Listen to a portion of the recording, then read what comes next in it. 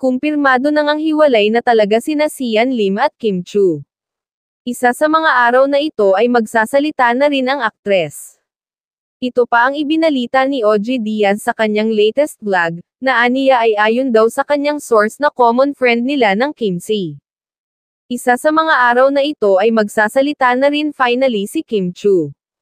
Kaya huwag nating pangunahan, say ni OG.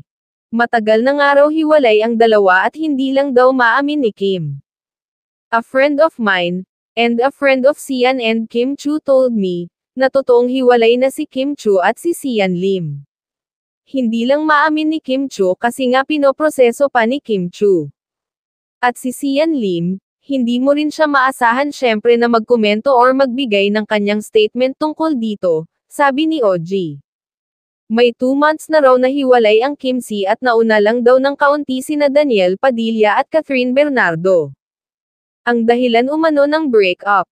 Sabi sa akin ng friend ko, it's just that, parang walang mga plano si Sian sa kanilang 12 years na relationship. Parang hindi niya priority. Parang naghihintay lang si Kim Chu ng proposal. Dahil 12 years na sila pagbabalite pa ni OG. At ang sabi sa akin ng aking source ay ang It's Showtime, ang isa sa mga dahilan kung bakit kaya pa rin ngumiti ni Kim Chu. Kasi nga, bawal ang malungkot sa Showtime. Palagi ngang natutulala si Kim pag break time sa show, at minsan ay papasok na mugto ang mata, aniya pa.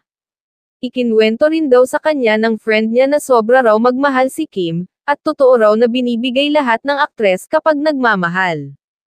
Ang labas nga ay ginamit lang siya ni Sian Lim. Sinayang ang effort at wala naman palang balak pakasalan ang aktres.